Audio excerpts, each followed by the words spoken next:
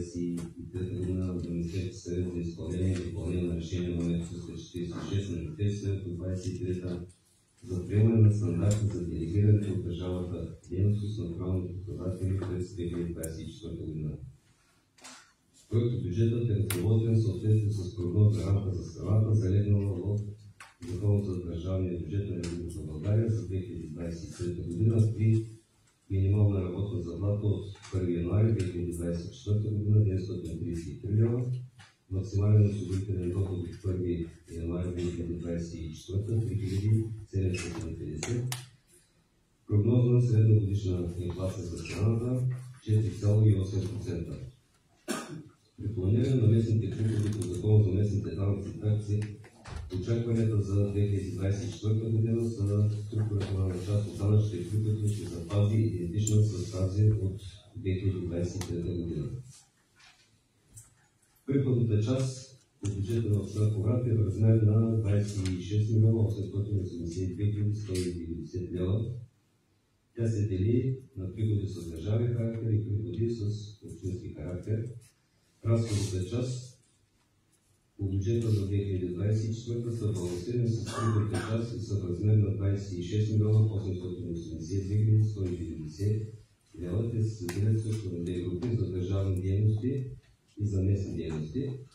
Предвид горе изложението и на основание член 52, алинея 1 и алинея 2 и член 21, алинея 1, точка 6 от ЗМСМ, предлагам Общински съвет Кубрат да приеме следните решения.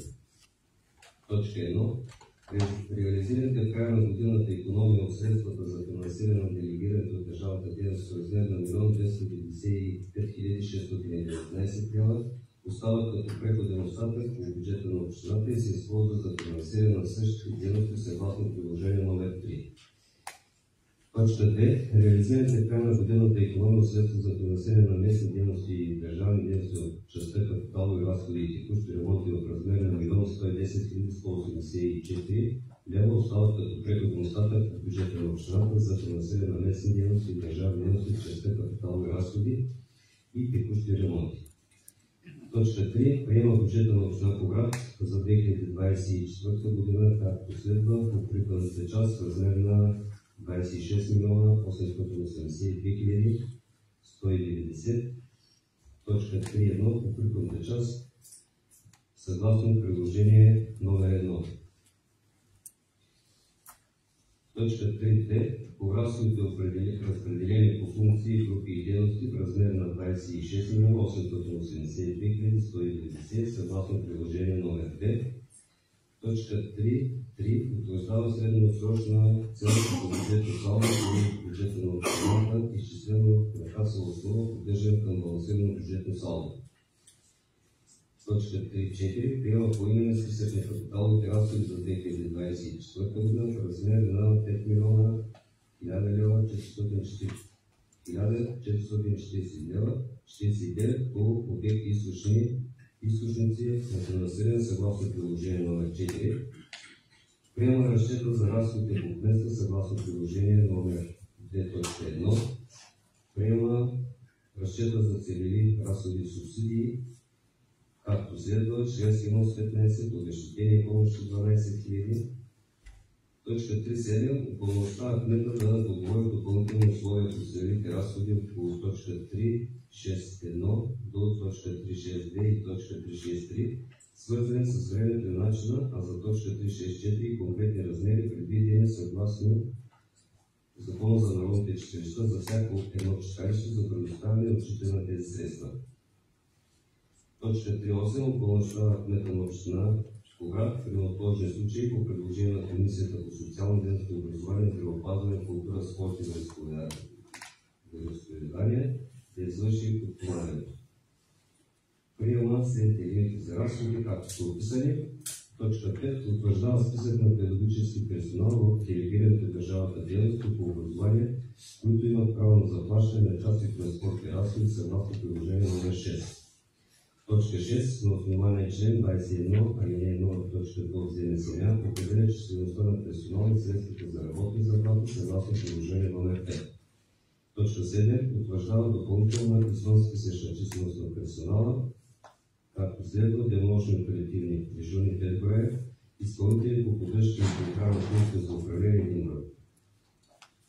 Точка 8. Подобрява индикативен годишен разчет за сметката за средства от Европейския съюз съгласно приложение номер 7. Точка 9. Определя второстепенните разпоредители с бюджет, както са описани. Точка 10. Определя максимален размер на новите задължения за разходи, които могат да бъдат натрупани през 2024 година в размер на 27 милиона. Точка 11. Определя максимален размер на ангажиментите за разходи, които могат да бъдат поети през 2024 година в размер на 27 милиона 500 хиляди. Точка 12. Определя максимален размер на общинския дълг към края на 2024 година в размер на 1 738 158 лева. Точка 13. Оправомощава кмета на община Кубрат да извърши компенсирани промени. Точка 14. Възлага на кмета да определи бюджетите на второстепенните разпоредители с бюджет, да утвърди бюджетите на второстепенните разпоредители с бюджет, да организира разпределението на бюджета по 3 месечи и да утвърди разпределението. Да информира общински съвет в случай на отклонение на средния темп на нарастване на разходите за местни дейности и да предлага конкретни мерки за трайно увеличаване на бюджетните приходи и/или трайно намаляване на бюджетните разходи. Точка 15. Упълномощава кмета да предоставя временни безлихвени заеми от временно от свободни средства по общински бюджет за авансово финансиране по плащане по проекти, финансиране със средствата от Европейския съюз и по други международни програми, включително и на бюджетни организации, чието бюджет е част от общинския бюджет. Точка 16. Упълномощава кмета да ползва временно свободните средства по бюджета на общината за текущо финансиране на одобрените по бюджета на общината разходи и други плащания, при условие, че не се нарушава своевременно финансиране на делегираните от държавата дейности. Точка 17. Определя размера на просрочените вземания в размер на 72 465 лева, от които се предвижда да бъдат събрани през 2024 година. Точка 18. Определя размера на просрочените задължения в размер на 478 184 лева, които ще бъдат разплатени през 2024 година съгласно приложение номер 10. Точка 11. 19. Утвърждава приоритетите, по които се изразходват общинските приходи. Точка 20. Одобрява актуализирана бюджетна прогноза за местните дейности с показатели за 2023 и прогнозни показатели за периода 2024-2025 по приходите, помощите, дарението, бюджетните взаимоотношения и финансирането и по разходите съгласно приложение номер 8. Точка 21. Разходите от общинския бюджет се извършват по размера на постъплението. Настоящите решения да бъдат изпратени на кмета на община Кубрат и областния управител на област Разград в 7-дневен срок от приемането. Настоящите решения подлежат на обжалване в 14-дневен срок от обявяването им пред административния съд в Разград по реда на АТК. Благодаря, господин Недев. Да чуем становището на комисиите. Господин Майотаров. Становищата, членовете на постоянните комисии подкрепят така направеното предложение за решение относно приемане на бюджета на община Кубрат за 2024 година. Комисията по евро интеграция и комплексно развитие бюджет и финанси гласували 7 за 5, против 2, въздържали се няма. От комисията по социална дейност, образование, здравеопазване, култура, спорт и вероизповедание гласували 7 за 4, против 1, въздържали се 2. Благодаря. Господин Лъчев. По точка 18 от дневния ред, членовете на постоянните комисии подкрепят така направеното предложение за решение относно приемане бюджета на община Кубрат за 2024 година. От Комисията по координация и управление на стопанските дейности, общинска собственост и екология гласували 6 за 4, против 1, въздържал се 1. От Комисията по законност, етика, обществен ред и местно самоуправление гласували 7 за 6, против 1, въздържал се няма. Благодаря. Колеги, мнения, въпроси, предложения? Само Да.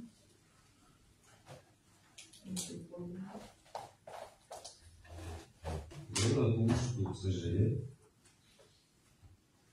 и на комисиите бях допълнил изграждане път за отдих и игра в имот номер 404 22.505.814 в град Кубрат от 80 хиляди да се намали на 70 и разликата от 10 хиляди да се трансформира към проектиране на изграждане на тротуари в село Мъдрево, улица Дунав, и от климатици за нуждите на домашен социален патронаж в село Севар, Мъдрево и Бисерци от 12 600 да останат 4200, а остатъка от 8400 лева да бъдат пренасочени за проектиране за ремонт на МБАЛ по град Купне.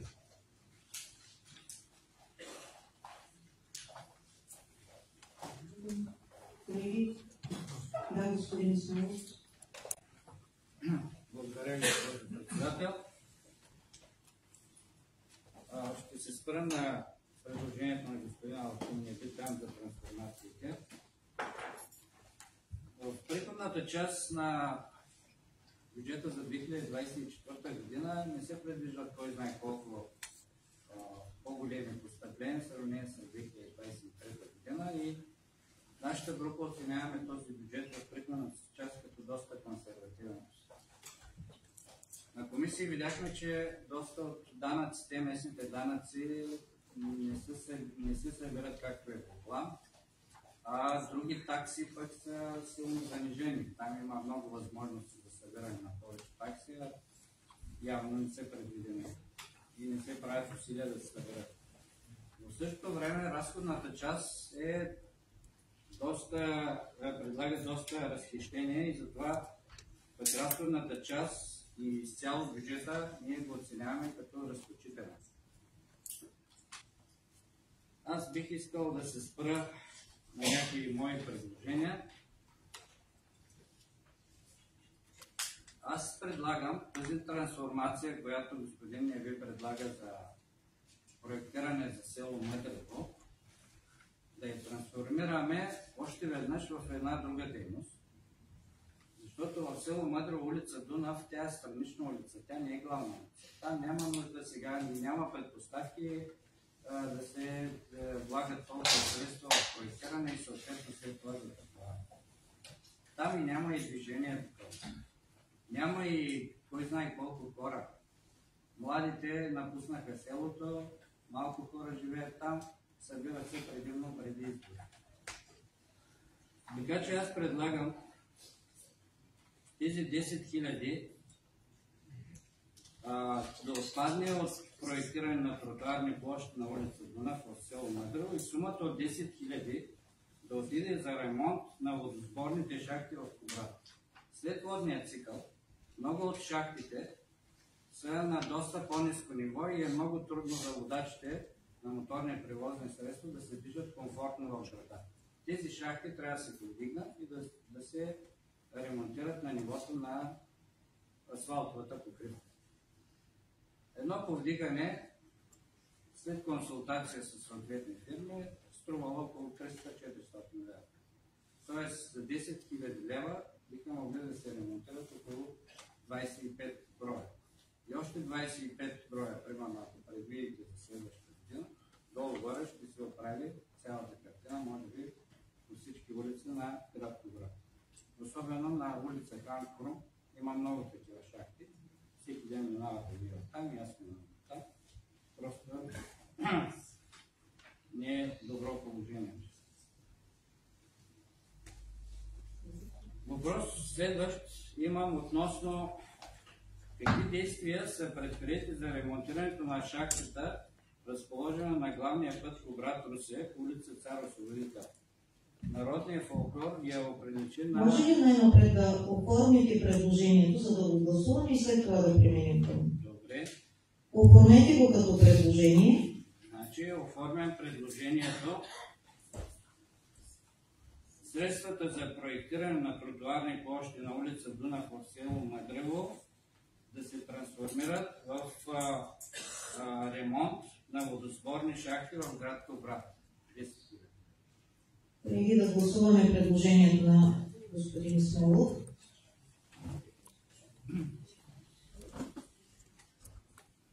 именно други предложения ще има гласуваме предложенията или едно по едно? Ако има други предложения. Едно по едно.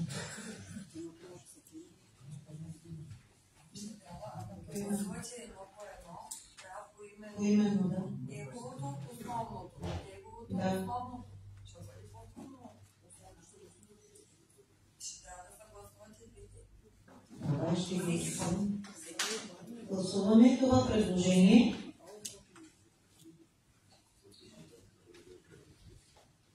Който е съгласен с така направеното предложение.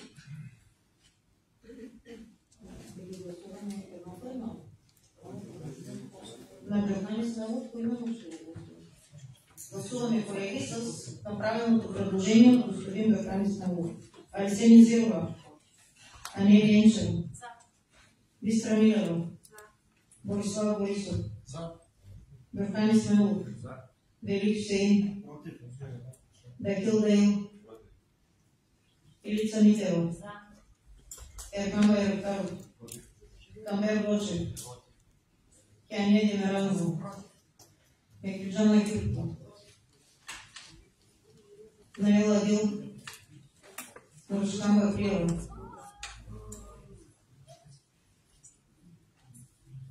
Аз съм против. Сезгин Али. Танжу Петка. Торгай Якубов. Светомир Цонев. Юмбил Велик.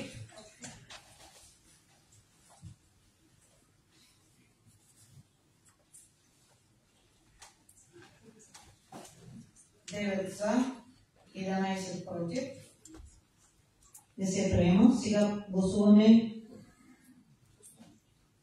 предложението средствата да създадат. Да, господин Салим.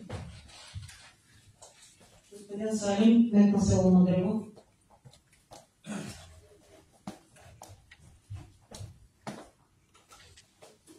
Уважаеми Петков, уважаеми колеги, съветници, аз няма да вземам участие, от първа точка още ще почвам с първа точка с приемане на бюджета за 23 година. Господин Смелов, значи не може да се хвали нещо по публичното пространство, така казахте 2 десетки за ставащ въпрос за хът за отдих в село Мъдрево. Вие бяхте там деня на изборите. Те не са 2, десетките са 4, има 8 пейки, има 2 съоръжения фитнес на открито, 2 броя. Има 2 броя съоръжения с комбиниране за детска площадка с парзалки, булки. Не е трудно, вие имате възможност, ако искате, какво точно включват тези 39 000, да видите колко са съоръжението, да ги пресметнете и имат цена. Така че, нека да бъдем по-конкретни, когато правим някакви запитвания. Не може да е така 2 десетки и толкова. Значи не става. Що се отнася до проектирането за Мъдрево, значи в всичките капиталови само Мъдрево. Не мога да разбера вашето отношение към Мъдрево. Всъщност аз го разбирам до някъде. Може да се сплавира в това, че не спечелихте от Мъдрево. Не знам. Избрах, че Мъдрево в съда и пак нищо не се получи. Значи, аз като кмет съм решил, че съм предложил, че в Мъдрево има нужда от това нещо. Така че, щом съм предложил, значи има нужда хората, които са дошли при мен, искат да имат тротуари на тази улица. Тя не е случайна улица, тя има доста хора, които живеят, могат да се информират и наистина има възрастни хора, но лятото идват и деца и те не са никак малко. Селото става над 1000, така че има много коли, които се движат по тези пътища, особено лятно време и опасно е децата дали нека не могат да се движат по тези тротуари, които искат преценят, че има нужда. Благодаря. Благодаря за уточнението, господин Салим. Може ли отношение? Да, господин Смилов. Благодаря. Господин Мустафа, значи нищо лично против цялото. Аз чест и почитание към хората, които живеят там. Просто смятам, че не сега е времето за проектиране на тази улица, при положение, че аз посочих какви са проблемите в града. От тази гледна точка не го приемайте, нали, като специално отношение към селото. Преминаваме към гласуване. Какви други съображения? За първоначално направеното предложение средствата да са за улица Дунав, село Мадрево, Арисен Зерова, Анелия Енчева, Бистра Милева, Борислав Колесов, Йордан Исмаилов, Велик Хусейн, Дакил Даил, Елица Митева, Ерхан Байрактаров, Камбер Бочев, Кения Демиранова, Мекриджана Екифова, Наел Адел, Мюрджан Габриева. Аз съм за. Сезгин Али, Танжу Фертан, Камбер Якубов, Светомир Цонев, Емил Кедик,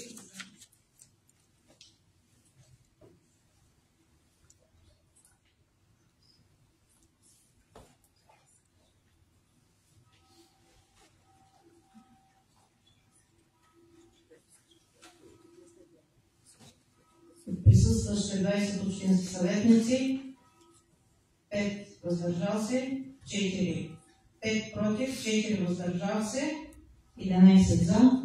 Приема се средствата за село Мадрево. Други въпроси, предложения?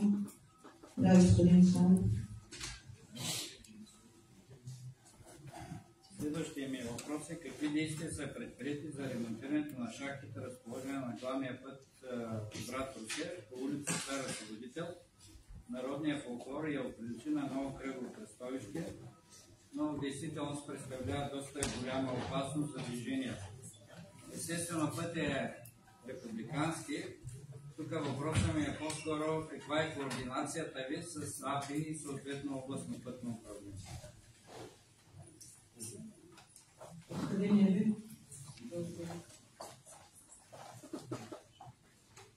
Добре, че отбелязахте, че пътя е на АПИ, и община Кубрат няма никакви правомощия.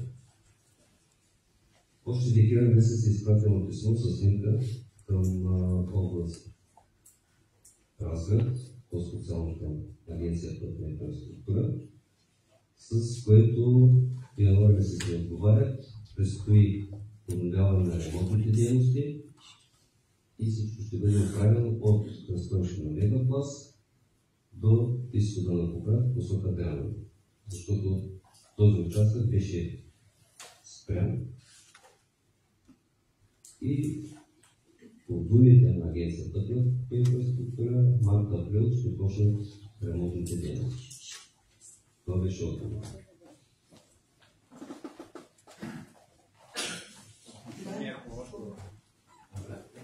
Отношение по отговора, може ли? Така, да, естествено, пътя е републикански, всички знаем. Въпросът е, че хората, по-голяма част от населението не го знае, или пък даже и да знаят, те считат, че общината е най-близка до тях. И в тази връзка искате информацията от средите на общинската администрация. Така че, нали, апела ми е в такива случаи, нали, да бъдете по-адекватни и по-услужливи на хората, за да предоставите най-вече информация какво предстои. Ето сега, примерно, ще кажем на хората, април-май месец ще се ремонтира и долу-горе хората ще проявят разбиране, предполагам. Момент само по същия начин и при вас зададете въпроси какво става състои малко кръгово, можете да обясните. Републикански е, нали сте запознати? Такива републикански не може община да направи, ще се отпесете малко и това можете да го направи. Вие сте общински съветник, предайте нашите въпроси към общинската администрация и аз затова предавам. Ето буквално. Благодаря, господин Смелов. Имаме и други въпроси. Така,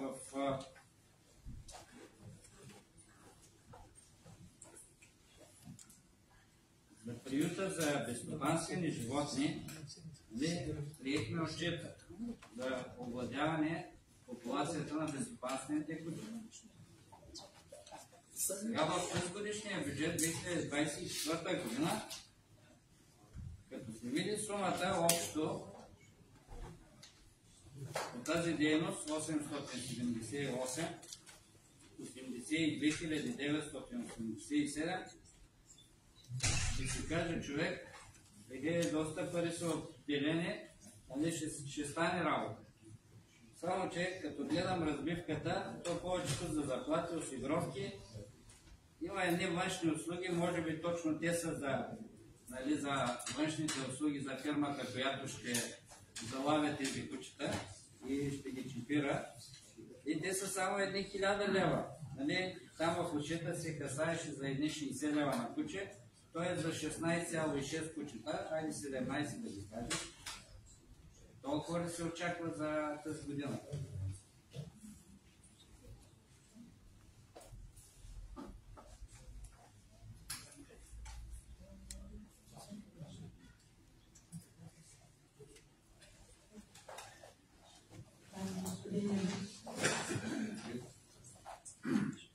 Външната фирма, която обслужва територията на община Кубрат, там заделяне 8000, не са 1000. Аз гледам Не, няма 1000 лева, няма как да е за 12 месеца една фирма от Русия да залага вече.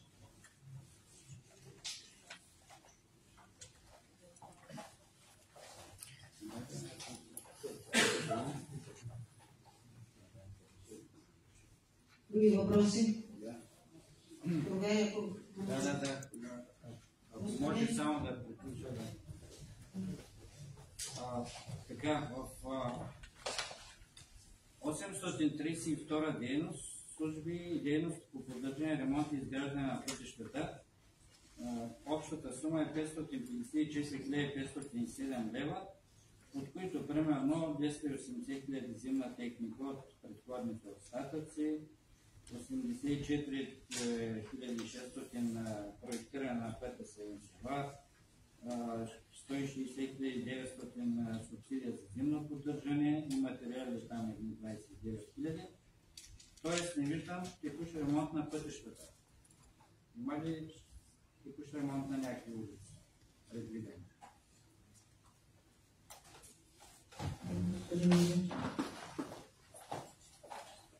Сега не предвиждаме текущ ремонт, следствие на собствените приходи, тогава ще определим сумата, каква да бъде за текущ ремонт. В зависимост от собствените ни приходи.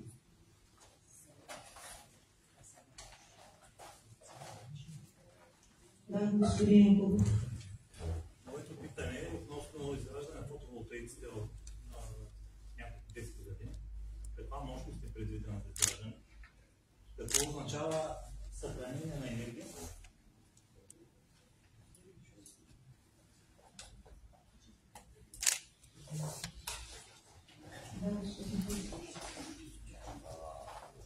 Мощността няма да мога да кажа точно, но това са двете детски градини Здравец и Щастливо детство и община Кубрат. Това за съхранение са батериите, където ще има съхранена енергия. Но по проект са изчислени какви разходи правят за електроенергия и въз основа на разходите са направени проекти. Точно мощност не мога да кажа. Ела в кабинета и ще ви кажа и проекта. Казвате, съхранение батерии, значи ли, че децата ще учат по нощно време? А от батерия се използва?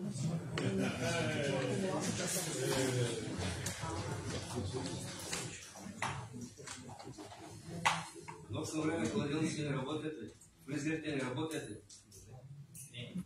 Парното, помпите не работят ли? Не е оправдание да се Харта не е оправдание. И малко по-сериозно. Други въпроси? Предложения?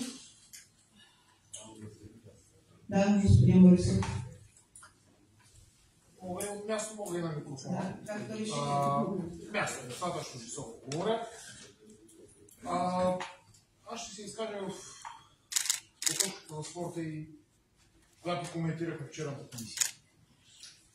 Не можах да присъствам на общественото обсъждане, причината беше, че просто бях на работа.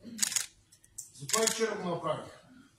Когато видях сумата от 131 000 за спорт, се зарадвах, защото това е една сума, която би била достатъчна, за да можем да удовлетворим желанията на спортните клубове в общината. Когато вече после погледнах разбивката, се оказа, че остават, както коментирахме вчера, 105 000.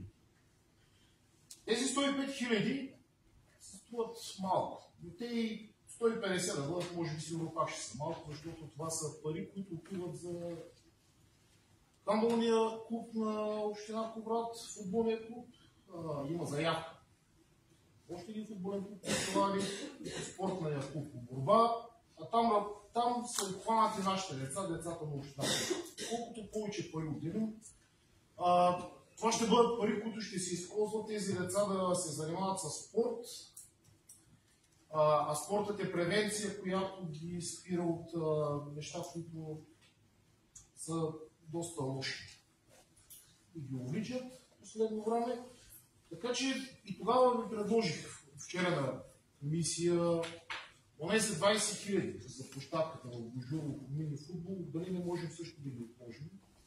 Разбрах и вас с отговор, който ми давате, че няма нужда да противопоставяме едно на друго. И затова може би ще се въздържа и първоначално да гласувам за. Но с удоволствие ще гласувам за, когато видим актуализацията, за да може средствата да бъдат достатъчни за спорт. Така че надявам се и като една препоръка, няма да го вкарам като предложение. Следващата година, ако има някакъв начин, средствата да бъдат малко повече за спорта, защото те са за нашите деца. Това е просто защо аз ще се въздържа за момента.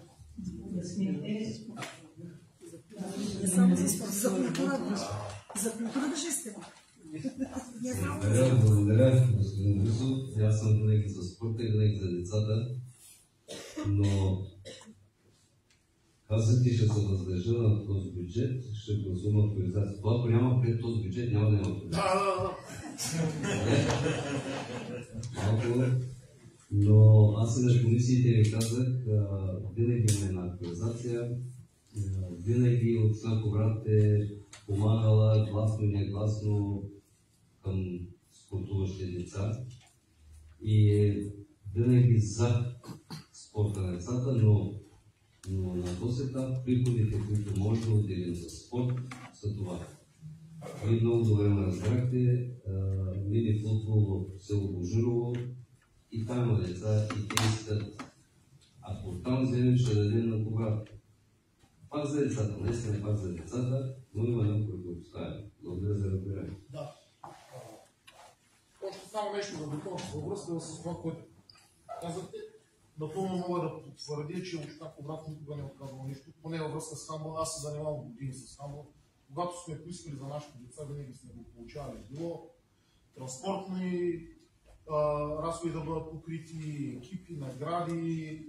Не случайно и купата е на кмета на община Кубрат, като никъде не е уточнено името на кмета. Тя е в спортния календар на федерацията от много години, което още не е. Благодаря. Други предложения? Да, госпожа Митева.